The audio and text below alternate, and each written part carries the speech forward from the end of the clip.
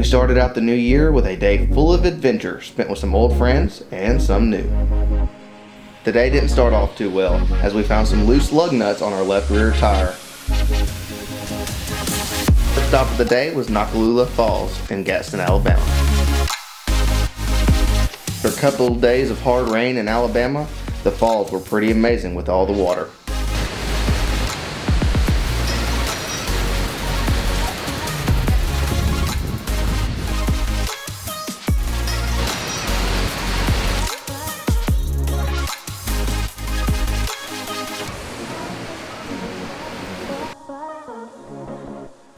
Next, we headed to the Little River Wildlife Management Area to see another waterfall.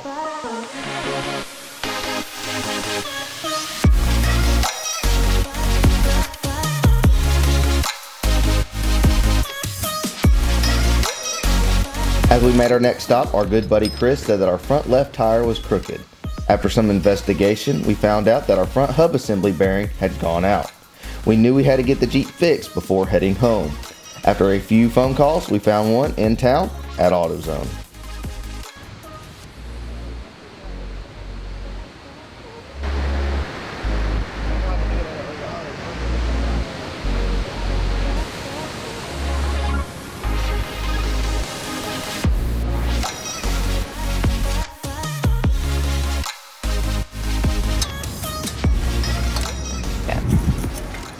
Well guys, we're out here at AutoZone fixing a hub assembly bearing. Our tires kind of like this, no bueno. So we're gonna go ahead and just fix it here in the parking lot. It's not too big of an ordeal. You're definitely gonna have some tools. So, but we're gonna get this underway. We've already gone ahead and pulled off the tire, and then we're using a 21mm to take off the brake caliper and everything.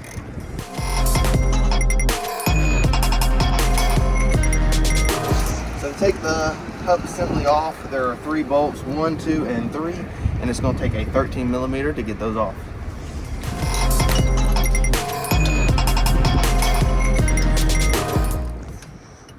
This 13mm is also going to have to be a 12 point, since these are these crazy looking bolts. I don't know what you call those 12-point bolts, but so it fits perfectly on there.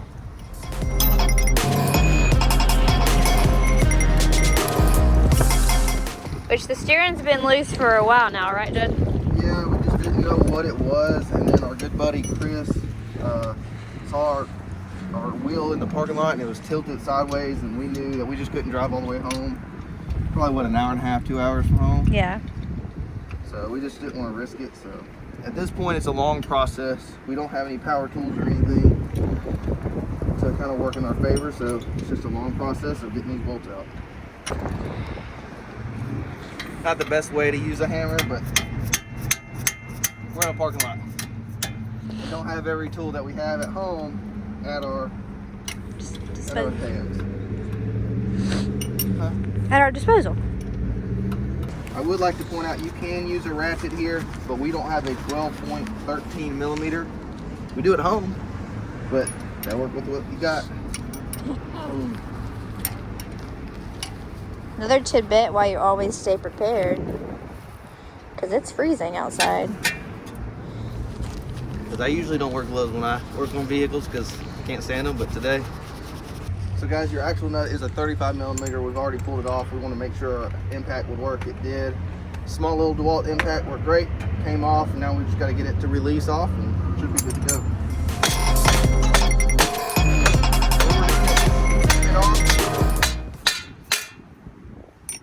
Looks like oh, there we go. That's what we wanted to happen right there. So there you go, guys. It's very, very shot. You can tell it's like the gears in there are binding up. So I don't know if you can tell this on camera, but you do that right there, and it's very rough, very, very rough. Barely turns, and that's what was causing our problem right there. The axle shaft, it looks good. Looks good, everything looks good. That was our problem. Let's go put it together.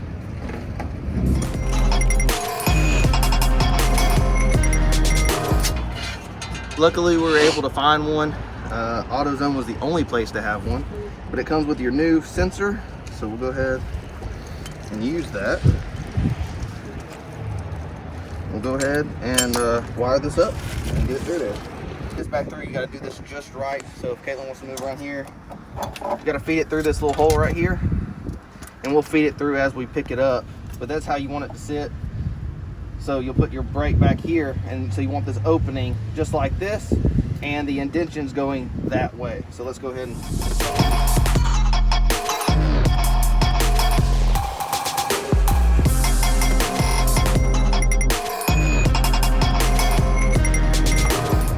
just like that.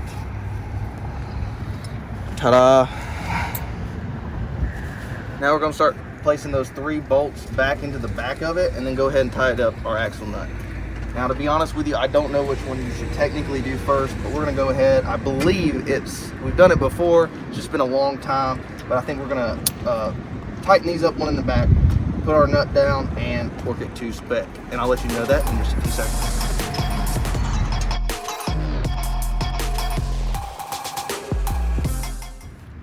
That's a pain. So what it is there's a red clip you have to push that way, and then push down on the tab, and it releases.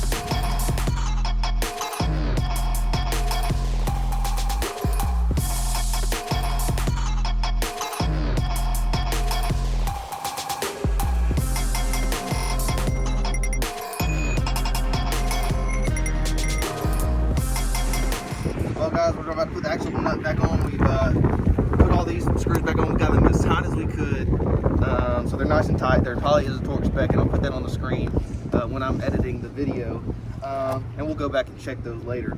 But the little axle nut torque specifications, it was actually in the box, so we're going to go with it.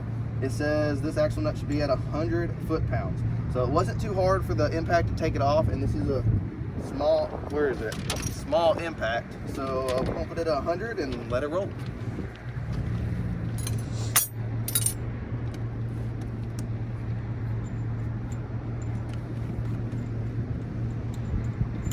Put a tad bit of, like that, you don't want that coming off.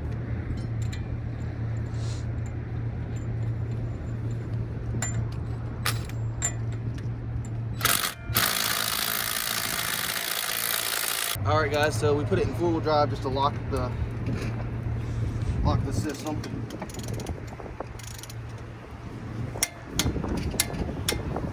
All right, should be ready to go. So these are supposed to be torqued to 125 foot-pounds. Pretty substantial. Well guys, we got the tire back on, got the hub assembly done, and we're ready to go hit the trail. They actually went to go get something to eat. We're gonna grab a quick bite and hopefully be able to do the trail. So quick fix in the AutoZone parking lot. After fixing the Jeep at AutoZone, we got a quick bite to eat at Chick-fil-A, and then headed back to meet up with the group at the Little River Wildlife Management Area.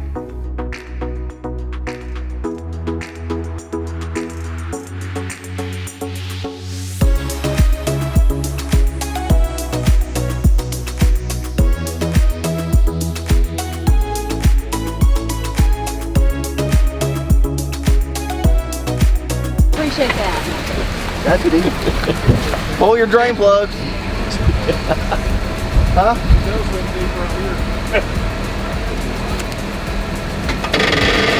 Ease it in, Bob. You're good.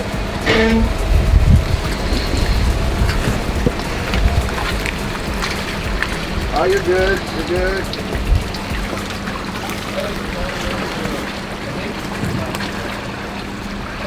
Oh yeah, that ain't nothing. Okay, if you're less than 33-inch tires, you're probably going to bring on some water if your drain plugs are pulled.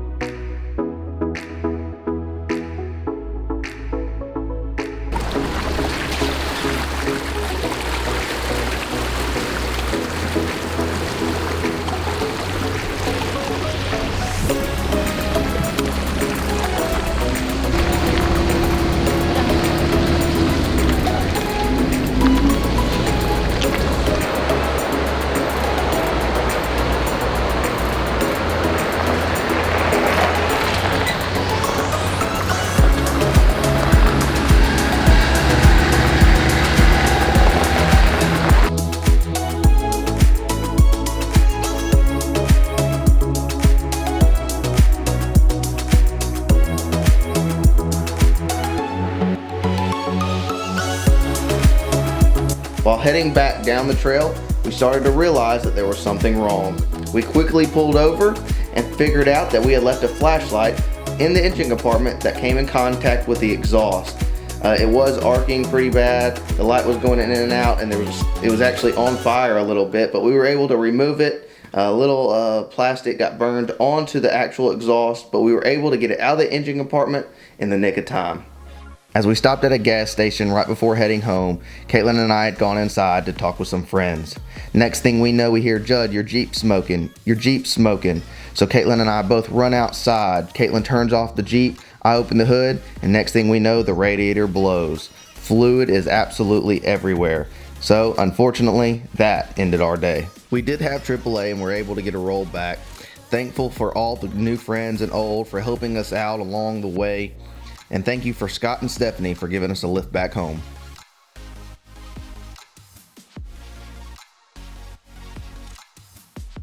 Despite all the mishaps, we still had a great day out on the trail.